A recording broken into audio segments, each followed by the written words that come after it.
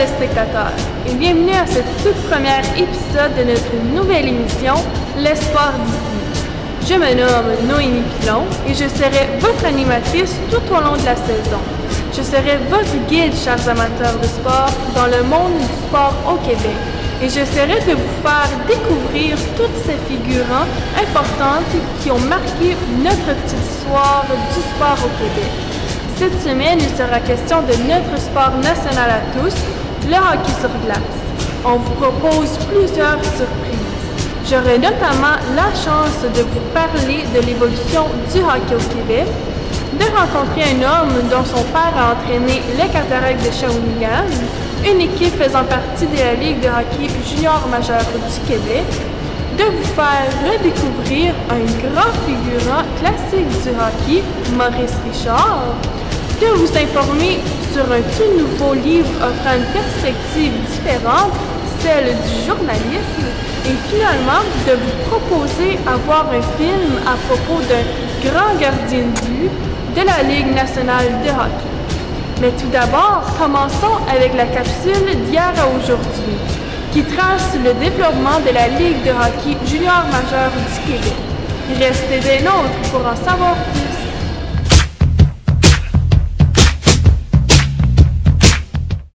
Comment puis-je parler de l'histoire du hockey au Québec sans parler de la Ligue de hockey junior majeur du Québec, aussi connue sous l'abréviation LHJMQ? Depuis sa création, le circuit junior majeur, qui était appelé à l'époque la Ligue de hockey junior A du Québec, a formé plusieurs grands personnages qui ont marqué à leur façon sa propre histoire. Les bâtisseurs, les joueurs et les entraîneurs ont tous contribué à l'évolution et à l'excellence du hockey junior majeur grâce à leur talent, leur passion, leurs efforts et leur respect pour notre joyau national.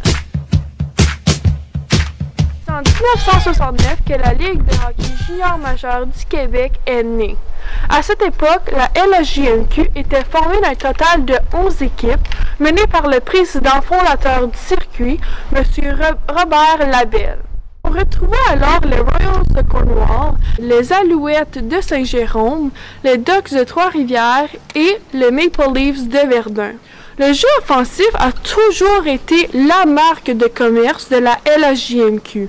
Dès les débuts du circuit, les foules nombreuses acclamaient ces jeunes vedettes comme les Luc Simard, Guy Lafleur et Richard Leduc. Les Remparts de Québec ont remporté les 2 premières Coupes du Président de l'histoire du circuit. Mené par l'entraîneur en chef, Maurice Filion, aujourd'hui intronisé au temple de la renommée de la LHJMQ. Guy Lafleur, André Savard et Jacques Richard complétaient une formation bondée de talent qui fut d'ailleurs la première à embrasser la Coupe mémoriale remise aux champions canadiens. Créée en 1975, la Ligue canadienne de hockey regroupe 3 ligues régionales que sont la Ligue de hockey junior majeur, la Ligue de hockey de l'Ontario et la Ligue de hockey de l'Ouest. Les 3 équipes remportant les séries éliminatoires des ligues régionales ont la chance de jouer dans un tournoi pour remporter la Coupe mémoriale qui est organisée annuellement en mai. Cette Coupe mémoriale est un trophée de hockey sur glace junior. Elle est donc remise à la meilleure équipe de hockey junior de la Ligue canadienne de hockey. La Ligue de hockey junior majeur du Québec est l'une des 3 ligues majeures de hockey sur glace qui constituent la Ligue canadienne de hockey. La Ligue comprend des équipes réparties dans les provinces du Québec, de la Nouvelle-Écosse, du Nouveau-Brunswick et de l'île du Prince-Édouard. Depuis le départ des Maniacs de Lewiston, la Ligue de hockey junior majeur du Québec est la seule des 3 ligues membres de la Ligue canadienne de hockey de ne pas avoir d'équipe actuellement située aux États-Unis. Le président actuel de la LHJMQ est Jules Courteau. Il y a maintenant un total de 18 équipes de hockey dans la Ligue hockey junior majeur du Québec, dont 7 de plus qu'à sa création en 1969. La Ligue de hockey junior majeur du Québec célébrera ses 50 ans d'activité cette année. De 1969 à aujourd'hui, 26 franchises ont été créées. Certaines ont disparu, d'autres ont déménagé, mais l'une d'entre elles rayonne toutefois depuis le tout début, les Cataractes de Shawinigan, qui lanceront les festivités de cette année marquante. Ainsi, c'est avec fierté que la Ligue de hockey junior majeur du Québec offre une opportunité aux jeunes joueurs de hockey à réaliser leur rêve d'atteindre les rangs professionnels, tout en leur fournissant les outils académiques nécessaires pour qu'ils puissent contribuer au développement social de notre société.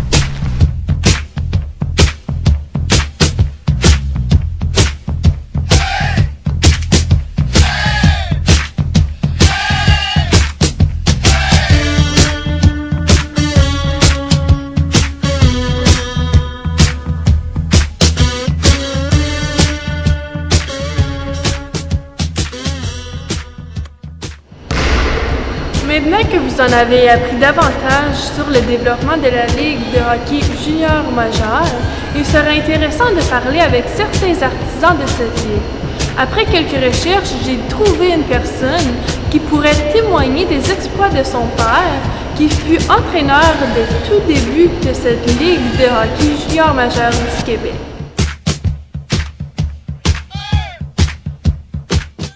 Aujourd'hui, je suis dans un petit village à Camours-Bay, puis j'ai le plaisir de rencontrer Jean-Pierre, un amateur du hockey, dont son père était un des entraîneurs pour l'équipe de hockey des Cataractes de Shawinigan, une équipe faisant partie de la Ligue de hockey junior majeur du Québec. Suivez-moi.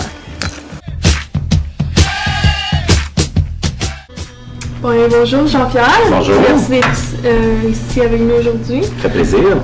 Donc, pouvez-vous nous parler du cheminement de votre père dans le domaine du hockey? Je vais essayer au mieux de mes connaissances. Disons que ça, c'était un peu avant mon époque, mais pour en avoir entendu parler, puis aussi là, pour avoir mis la main sur des photos, certains documents. Oui, papa a été beaucoup impliqué au niveau du hockey. Dans ma ville natale, à Shawinigan, pour avoir été impliqué comme aide-entraîneur, entraîneur, également aussi à un moment donné, vers la fin de sa carrière de hockey, plus ou moins, comme arbitre. Puis tout ça, c'est à des niveaux qui seraient peut-être aujourd'hui là, du niveau junior majeur, dont entre autres, il a coaché là, les Cataractes de Shawinigan. Puis, quelles sont les valeurs de base que votre père, en tant qu'entraîneur, a désiré transmettre à l'équipe? De mémoire, je vous dirais, là, si je me fie au caractère de mon père, puis de l'avoir côtoyé toute mon existence, je dirais beaucoup le travail d'équipe, l'esprit d'équipe, entre autres. Et puis le respect envers les joueurs, mais aussi envers les officiels, surtout les officiels, mais envers les collègues. Parce que bien souvent, ce que tu fais dans une équipe, ça déteint sur l'équipe au complet. Donc, quelle autre qualité? La rigueur, je dirais la rigueur. Et puis la persévérance. Puis, quelles sont les qualités qui ont fait de votre père un bon entraîneur? Mais justement, la rigueur, le sens de la rigueur, la discipline aussi. Je veux dire, papa venait d'une famille de 16 enfants, il était le deuxième. Donc, c'est à cette époque-là, surtout des grosses familles comme ça demandait là, une certaine discipline, veut pas. Donc, oui, la rigueur, la discipline, l'honnêteté, donc qui se reflète naturellement par la transparence et l'équité. Donc, oui, en gros, ça a été... Puis, parlez-nous de vos souvenirs en lien avec cette période de votre vie. Mes souvenirs sont très vagues parce que, considérant l'âge, ben, tout d'abord, je pense que c'est tout fait ça avant ma naissance. Mais pour en avoir entendu parler beaucoup dans des réunions de famille, quand il rencontrait des gens, et par l'entremise de documents et de photos, comme je disais, c'est surtout ça mon souvenir, c'est la fierté qu'il y avait d'avoir été impliqué là, dans la réussite de certains joueurs et ou équipes en bout de ligne. Parce qu'entre autres, papa a coaché ou mené au succès de 3 grands joueurs qui ont fait la Ligue nationale et qui sont détenteurs de Coupe Stanley, entre autres. Les frères Wilson et Marcel Pronovo, qui ont joué pour les Red Wings de Détroit. Donc, c'est plus ça mes souvenirs. Puis maintenant que vous êtes père à votre tour, quelle place occupe le hockey dans votre vie familiale? Ça fait un peu rire parce que malgré tout ce que je viens de vous dire, je n'étais pas, je devrais dire, je n'étais pas un grand fervent du hockey ou des sports en général. Mais j'ai un garçon, mon plus jeune, qui joue et qui est gardien de but depuis maintenant 5 ans. Et il est arrivé à me faire aimer le hockey. Oui. Donc, disons que je pourrais dire que ça occupe une très grande place, même que des fois, je suis rendu au point où je me dis, regarde, fais attention un peu, on dirait que tu négliges tes sœurs. Non, ça occupe une très grande place, il m'a fait aimer le hockey. Merci beaucoup. Ben, ça me fait plaisir. C'est un plaisir d'apprendre plus sur les Shawinigan puis sur votre père. Oui, ben merci. Merci. Ça me fait plaisir. Après en avoir appris un peu plus des valeurs et de l'importance de cette ligue de hockey au Québec, passons maintenant à la prochaine capsule, le classique de la semaine, qui met en vedette le numéro 9 du Canadien, celui qui restera à jamais une légende du hockey au Québec.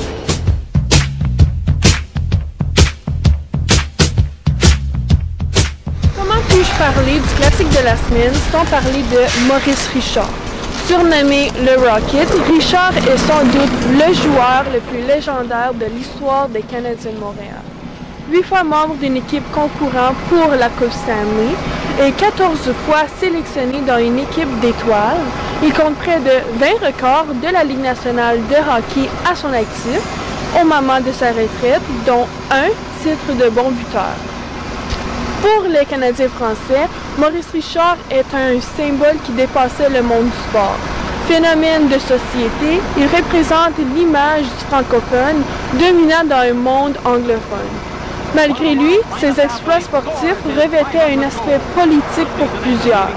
Dans une société québécoise alors dominée et politiquement et économiquement par des intérêts anglophones, à une époque appelée aujourd'hui la Grande Noirceur, il apparaissait aux yeux de beaucoup comme un symbole de réussite et de revanche. C'est au cours de son premier camp d'entraînement que le jeune hockeyeur professionnel se verra donner le surnom de Rocket par un coéquipier nommé Ray Getlife, qui a été impressionné par sa vitesse et par son talent de marqueur. Maurice Richard joue son premier match de la Ligue nationale de hockey le 31 octobre 1942. Il marque 5 buts et récolte 6 passes en 16 parties. L'impact d'un héros comme Richard est positif et important. On s'identifie à lui comme porteur de valeurs, d'émotions et d'humanité, de tout ce qui donne un sens à la vie. Les Canadiens français de Montréal l'aimaient tant qu'ils ont déclenché une émeute le 17 mars 1955 après qu'il ait été suspendu par le président de la Ligue nationale du hockey, Clarence Campbell, à la suite d'incidents survenus face aux Bruins de Boston. 4 jours avant l'émeute, lors d'une partie contre les Bruins, les erreurs d'arbitrage en faveur de Boston dépassent tout ce que le Rocket peut tolérer. Alors qu'il vient de manger un sale coup de bâton sur le crâne, il se venge et assène un coup identique à son adversaire. Mais il est retenu par un arbitre et le joueur des Bruins, Hal Laycoe, a tout le loisir de le frapper sans que Richard puisse se défendre. Il se retourne et frappe à son tour l'arbitre qui tombe sur la glace. À la fin du match, dans la chambre, c'est toute l'équipe qui le protège alors que les policiers viennent l'arrêter. En représailles, le 16 mars, Clarence Kimball suspend Richard pour le reste de la saison et les séries. Le lendemain, les partisans, outrés par cette suspension, manifestent devant le forum et lorsque la partie contre les Red Wings de Détroit débute, la tension est à son maximum. C'est alors que Kimball, qui a décidé d'affronter la foule en assistant au match, est le début d'une émeute qui s'étend rapidement dans le centre-ville. Le lendemain, le Rocket fait un appel au calme à la population. Ainsi, l'émeute est considérée par certains comme l'élément déclencheur de la Révolution tranquille. Elle est un événement le plus important de l'histoire des Canadiens de Montréal. Preuve de l'importance de Maurice Richard dans notre culture, il y a aussi le film intitulé Maurice Richard qui retrace la vie du joueur étoile dans les Canadiens de Montréal depuis son adolescence dans les milieux des années 30 jusqu'à l'émeute de 1955. Charles Binamé, le réalisateur du film, y dépeint la condition sociale des Canadiens français à cette époque et l'influence que le sportif a eue sur cette partie de population.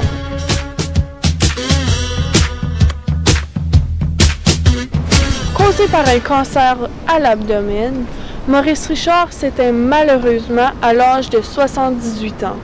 Malgré cette triste fin, Maurice a su soulever les foules, nourrir les rêves et la fascination de milliers de Canadiens et de Canadiennes. Le mythe de cet homme hors du commun s'inscrit à jamais dans notre mémoire collective du Québec.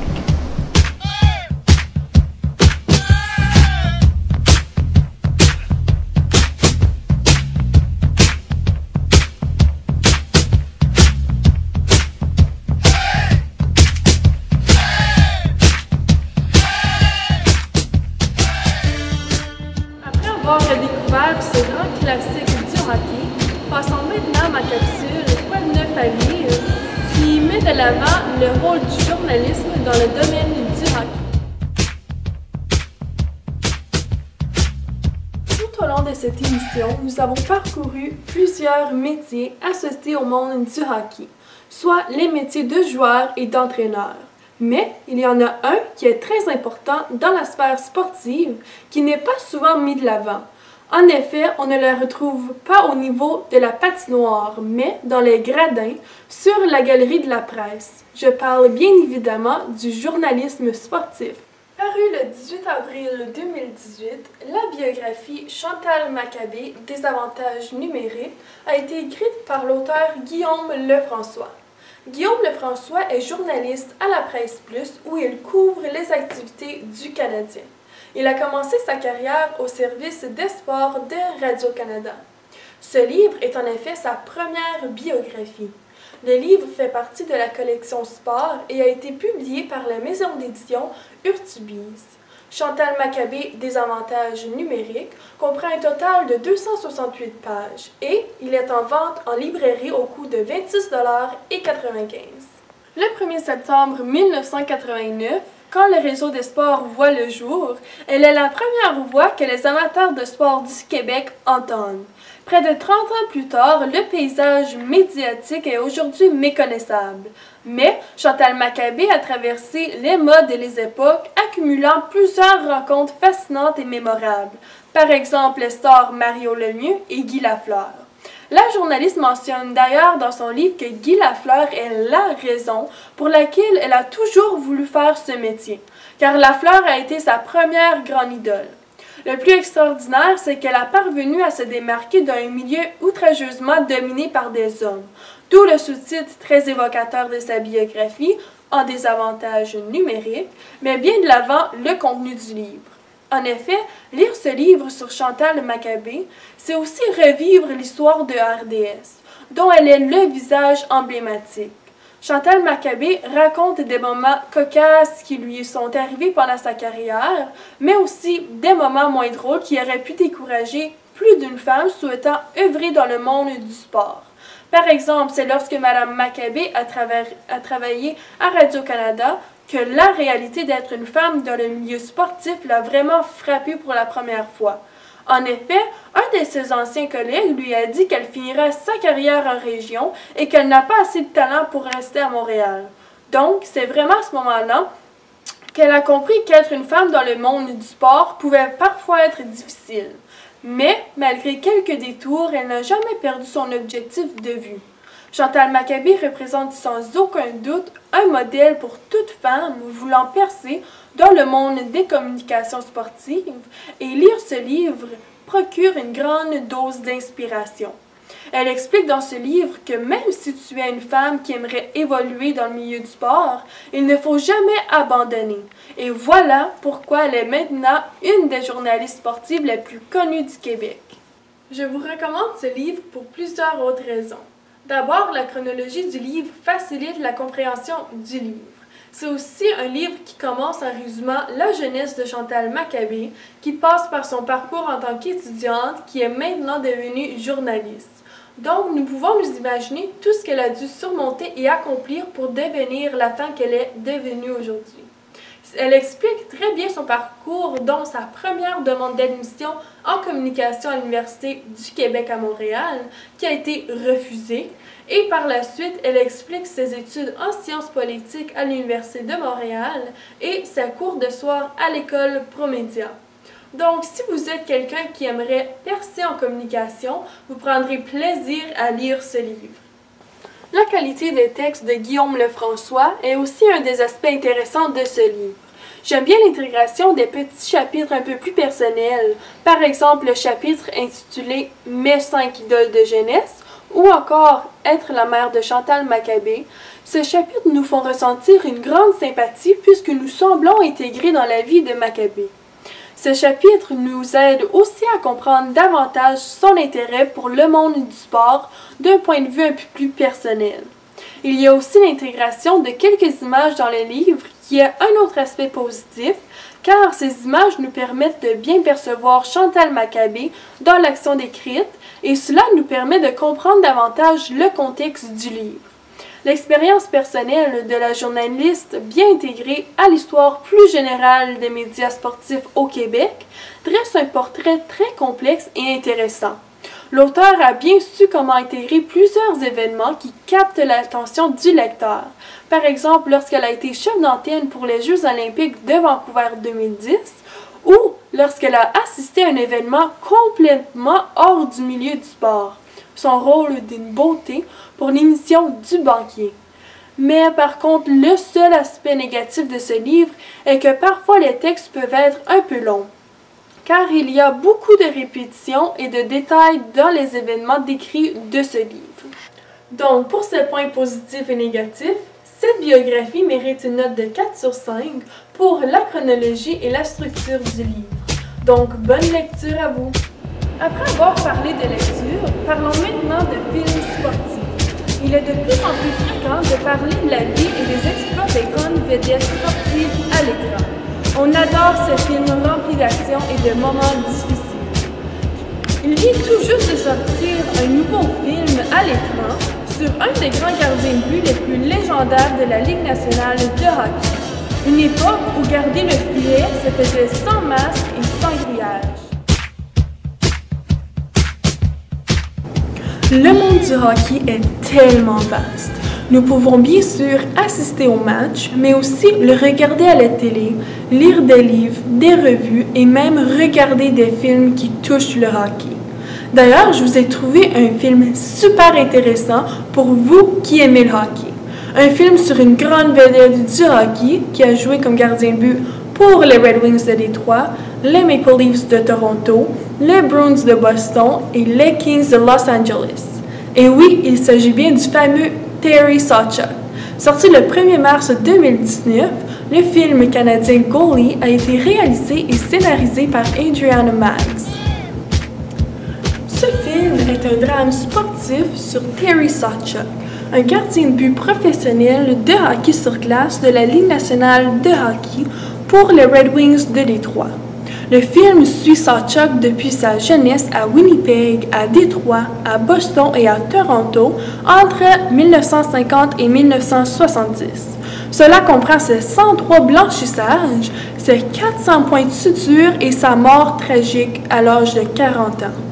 On retrouve notamment les acteurs Mark O'Brien dans le rôle du gardien de but Terry Sawchuk, Kevin Pollack qui joue le rôle de Jack Adams, l'entraîneur-chef et le directeur général des Red Wings de Détroit, et Éric Bruno qui joue le rôle de Marcel Pronovo. Habituellement, dans les films sportifs, on essaie souvent d'embellir la réalité. On essaie de faire des vedettes un héros. Mais dans le film Goalie, c'est tout le contraire. On renverse les mythes du héros sportif habituel en reconnaissant les dommages qui ont fait la légende de la Ligue nationale de hockey et on surveille simplement les tissus cicatriciels physiques et émotionnels qui s'accumulent au cours de sa vie. Ce n'est pas seulement un film sportif où le personnage principal lutte contre l'alcoolisme, il s'agit plutôt d'une vie sous pression. Une grande partie de cela est décrit dans le film à travers les répliques exigeantes du directeur général, Jack Adams. Puis, des fois, on essaie de mettre l'accent sur une période de la vie du personnage. Mais pour ce film, on n'a pas peur de représenter toute sa carrière du joueur. C'est bon comme c'est moins bon moment. Les exploits hors de la glace de Sawchuk ont été tristement marqués par des excès de rage, de dépression et de forte consommation d'alcool. Cette biographie capture ses difficultés personnelles avec une honnêteté pure. Le film est selon moi bien réussi, pour plusieurs raisons. D'abord, Goalie repose sur le hockey des années 50 et 70. L'intégration de toutes les blessures causées par le manque d'équipement que Sawchuk a subi pour jouer à ce sport est vraiment impressionnant. C'est un film qui n'avait pas assez de budget pour avoir de belles scènes extérieures pour évoquer les années 50 et 70. Mais les scènes réalisées à l'intérieur ont toutes été bien recréées dans les moindres détails, que ce soit les gens qui fument, peu importe l'endroit, le décor de l'aréna ou même l'événement des personnages. On se croit réellement en train d'assister à un match de hockey des années 1950. Le plan rapproché sur le visage de Sawchuk est un peu banal, mais très pertinent pour mettre de l'avant l'émotion et le danger que ce sport avait à cette époque. Cela met un aspect dramatique dans le film, surtout quand c'est utilisé pour mettre de l'avant les blessures du gardien de but. On constate aussi des plans rapprochés lors d'un dialogue avec quelqu'un. Donc, ces plans mettent bien de l'avant l'émotion et l'expression faciale des personnages. Le seul aspect négatif de ce film est qu'ils n'ont pas utilisé les vrais logos et les chandails de hockey des équipes de la Ligue nationale de hockey. Donc, cela peut mélanger et confondre les téléspectateurs qui ne savent pas pour quelle équipe que Sawchuk a joué. Donc, pour ses points positifs et négatifs, ce film mérite une note de 4 sur 5 pour son côté dramatique et réalisme. Donc, bon visionnement à vous!